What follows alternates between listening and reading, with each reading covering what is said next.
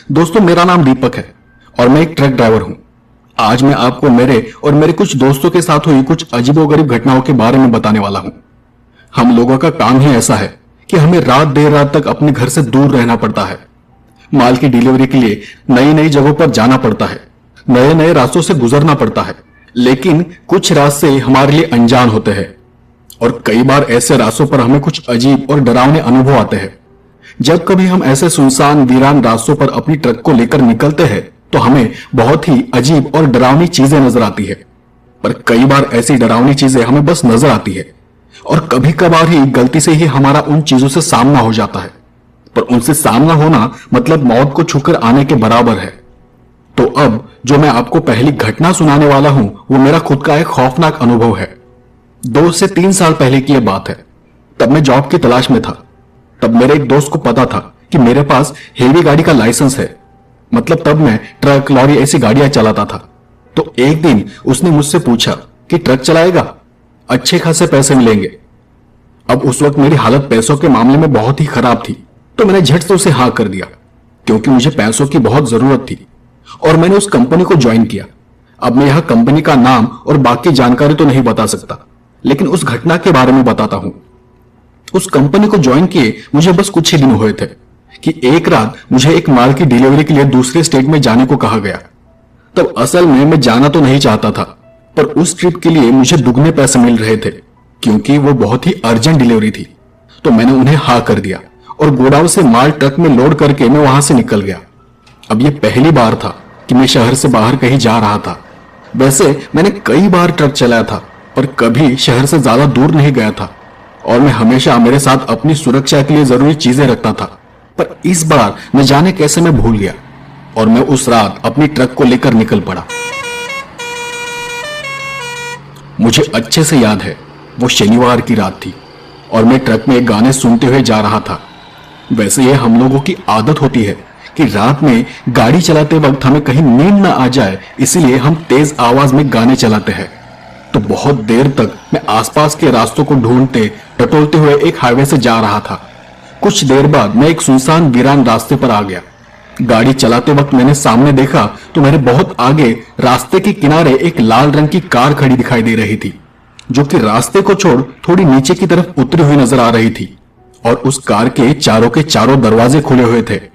वो देख मुझे थोड़ा अजीब सा लगा क्योंकि कोई भी इंसान बीच रात किसी हाईवे पर गाड़ी को कभी भी ऐसा खड़ा नहीं करेगा। और तब मुझे वहां किसी इंसान की हलचल भी दिखाई नहीं दे रही थी। तो मैं समझ गया कि यहां जरूर कोई हादसा हुआ होगा। तो मैंने मेरे ट्रक को थोड़ा सा साइड में लिया और उस कार के बिल्कुल पास जाकर ट्रक को रोका। गाड़ी से उतरने से पहले मैंने सब तरफ देखकर यह चेक किया कि कहीं कोई खतरा तो नहीं और आसपास सब तरफ जांच करने के बाद मैं ट्रक से नीचे उतरा। ट्रक से नीचे उतरने के बाद भी एक बार फिर मैंने अपनी चारों तरफ नजर घुमाकर देखा तो आसपास सब ठीक लग रहा था। दरअसल वो एक रास्ते का हल्का सा मोड़ था जहां पर वो कार खड़ी थी। तो आसपास देखते हुए ही मैं उस कार के पास चला गया और कार के पिछले कांच से अंदर झांक कर देखा, पर अंदर कोई भी नजर नहीं आ रहा था। और मैं इस बात से हैरान था कि कार के अंदर भी कोई नहीं है और कार के आसपास भी कोई नहीं है, लेकिन कार के तो सभी दरवाजे खुले हुए हैं। बड़ी अजीब बात थी। और वो सब देख तब मुझे यह एहसास हो रहा था कि आसपास जरूर कोई खतरा होगा, क्योंकि ऐसे सुनसान जगह पर ऐसे इस तरह कोई अपनी गाड़ी को क्यों खड़ा करेगा। तो मैं वापस मेरे ट्रक के पास चला गया और मेरी सुरक्षा के लिए सीट के नीचे जो लोहे का रॉड रखा था उसे ले लिया। फिर एक बार मैं आसपास देखकर उस कार के पास चला गया। कार के ड्राइवर के सीट के पास जाकर कार के अंदर ठीक से झांक कर देखा तो कार की चाबी वही लगी हुई थी और कार की पिछली सीट पर चिप्स वगैरह यहां वहां बिखरे पड़े हुए थे और भी कुछ सामान था जो अंदर की तरफ बिखरा पड़ा था। मतलब साफ था कि उस कार में जो भी लोग थे उनके साथ जरूर कुछ बुरा हादसा हुआ होगा या तो फिर उनका एक्सीडेंट हुआ होगा और वो यहीं कहीं आसपास अपनी जान बचाने के लिए रुके हुए होंगे। मैंने उस रास्ते के किनारे देखा तो वहां बस बड़ी बड़ी झाड़ियां थी। मैंने सोचा कि एक बार आवाज देकर देखता हूं, लगा कोई आसपास होगा तो शायद उसकी जान बचा सकूं। तो मैंने फिर अपनी गाड़ी से टॉर्च निकाली और उन झाड़ियों में टॉर्च को मारते हुए आवाज दी, अरे कोई है यहां? ये किसकी गाड़ी है? आवाज देते हुए भी मैंने फिर उन झाड़ियों में हर तरफ टॉर्च की रोशनी में यहां वहां देखा। तब उन झाड़ियों में कोई चीज थी जो तेजी से और अंदर की तरफ भागते हुए चली गई। वह इतना घना सन्नाटा था कि वो आवाज मैंने साफ साफ सुनी। और तब मुझे एहसास हुआ कि यहां कुछ तो जरूर अजीब हुआ है, लेकिन फिर सोचा शायद कोई पालतू जानवर भी हो सकता है जो डरकर अंदर भाग गया हो, क्योंकि वो जगह ऐसी नहीं थी कि वहां कोई जंगली जानवर आ सके। फिर मैंने सोचा कि चलो सामने की तरफ जाकर देखता हूं, गाड़ी का सच में एक्सीडेंट हुआ है या कोई और बात है, क्योंकि एक्सीडेंट हुआ होगा तो सामने जरूर ठोकर लगने के निशान होंगे। और फिर मैं उस कार के सामने की ओर चला गया। मैंने देखा कि कार के आगे की कांच पर कहीं कहीं खून की छींटें दिखाई दे रही थी। और फिर मैंने वैसे ही टॉर्च को नीचे ले जाते हुए कार के नीचे देखा, और तब मुझे थोड़ा सा झटका सा लगा। वहां उस कार के आगे एक टायर के नीचे एक बहुत ही काली बिल्ली मरी पड़ी थी। शायद वो इस गाड़ी के नीचे आ गई थी, क्योंकि सड़क पर उसका खून बहता हुआ किनारे से नीचे की ओर जाता दिखाई पड़ रहा था। उसका खून सूख चुका था, मतलब एक्सीडेंट को हुए बहुत देर हो गई थी। उस कार में जो भी लोग थे वो इस बिल्ली को बचाने के चक्कर में एक्सीडेंट का शिकार हुए थे, पर कार के सामने की तरफ और कोई भी ऐसा निशान नहीं था जिससे पता चले कि कार का कोई बड़ा एक्सीडेंट हुआ हो। तो मुझे थोड़ा थोड़ा शक होने लगा था, क्योंकि इतनी बड़ी कार का सिर्फ किसी बिल्ली के टकराने पर इतना बड़ा हादसा तो नहीं हो सकता, और इसमें किसी को चोट लगने की भी गुंजाइश कम थी। तो कार में जो भी था या फिर जो भी लोग थे वो सब ऐसी अंधेरी सुनसान जगह पर कार को छोड़कर कहां गए होंगे। मैं ये सोच ही रहा था कि मेरा ध्यान फिर से उस बिल्ली की तरफ गया, और उसे देख मैं बहुत ही घबरा गया, क्योंकि उस बिल्ली की दोनों आंखें खुली थी और टॉर्च की रोशनी में वो बहुत ही अजीब तरह से चमक रही थी। तब मैंने अपने आप को संभाला और यही सोचने लगा कि अभी थोड़ी देर पहले जब मैंने उस बिल्ली को देखा था तो उसकी दोनों आंखें तो बंद थी, और अब जब फिर से मेरा ध्यान उसकी ओर गया तो उसकी आंखें खुली थी और किसी जिंदा बिल्ली की तरह चमक भी रही थी। यह मेरे लिए पहली बार था कि मेरा ऐसे अनजान और सुनसान रास्ते पर किसी अनजान चीज से सामना हो रहा था। मेरे लिए बहुत डरावना था। मैं फिर से मेरे ट्रक के पास चला गया और ट्रक में रखा मेरा मोबाइल लिया।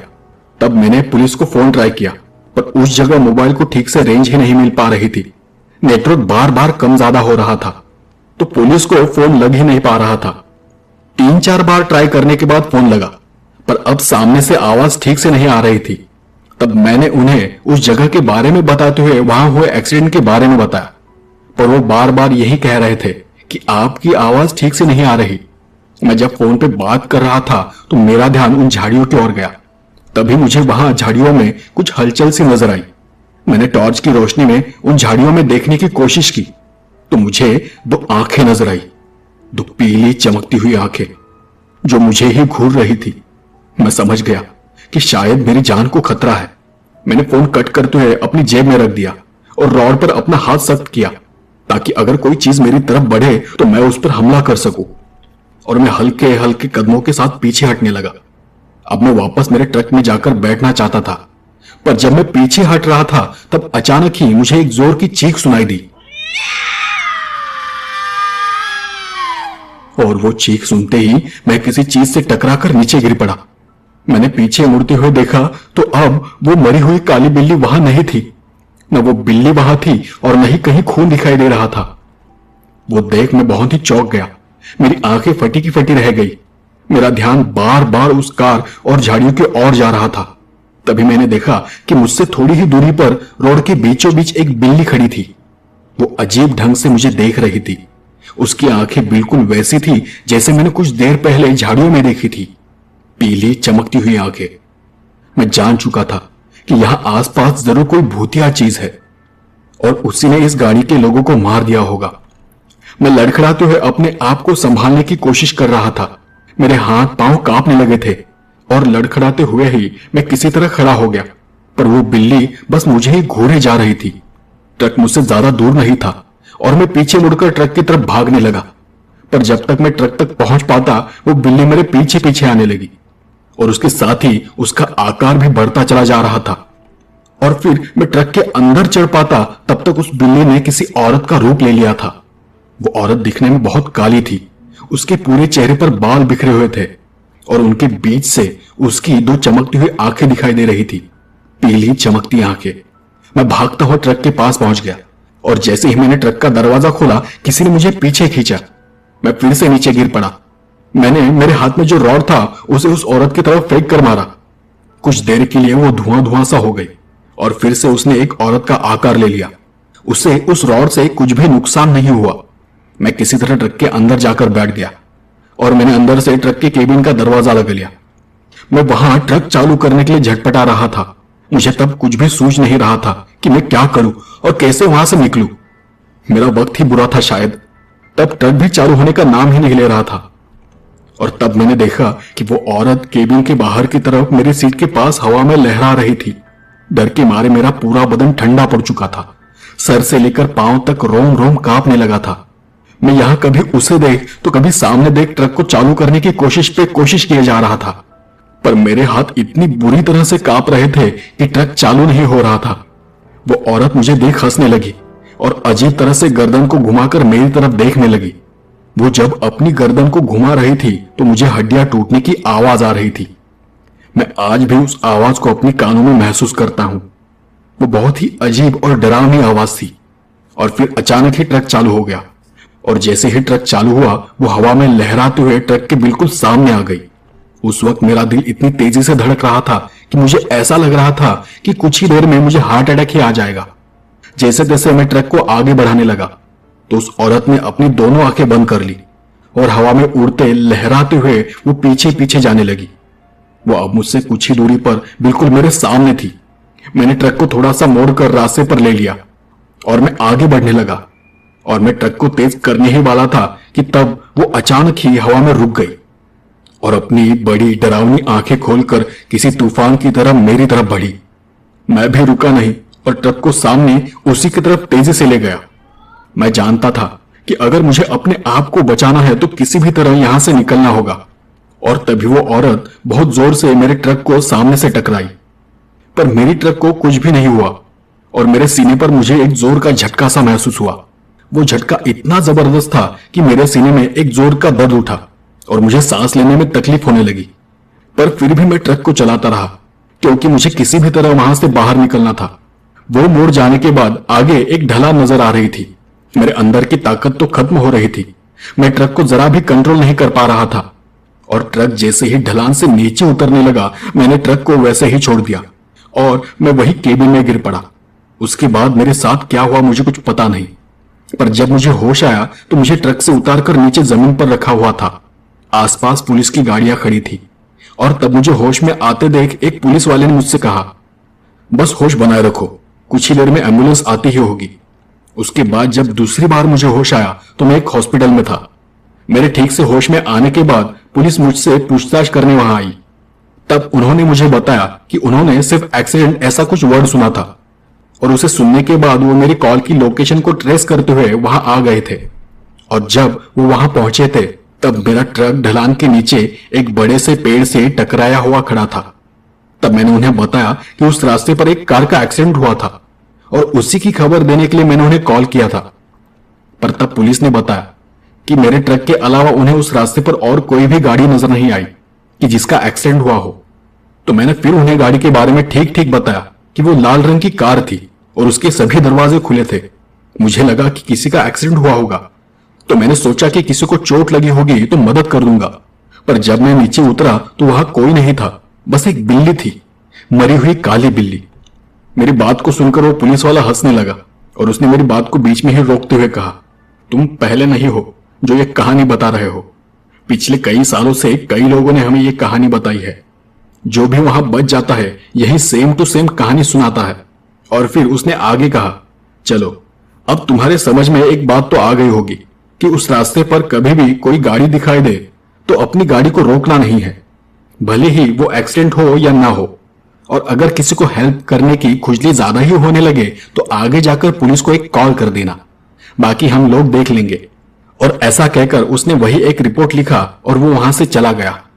उसकी रिपोर्ट में लिखा था कि ट्रक के ब्रेक फेल हो जाने के कारण ट्रक का एक्सीडेंट हुआ था। यह सब कंपनी ने इंश्योरेंस क्लेम करने के लिए किया था, पर उस एक्सीडेंट के पीछे की असली वजह सिर्फ मैं जानता हूं। और आज भी मेरे सीने पर एक बड़ा सा काला दाग है जो कि उस चुड़ैल औरत के टकराने की वजह से पड़ा हुआ था। दोस्तों, ये दूसरी कहानी मेरे एक दोस्त सुभाष छावड़ा की है, जो एक रात ऐसे ही एक सुनसान रास्ते से अपनी गाड़ी को लिए जा रहा था।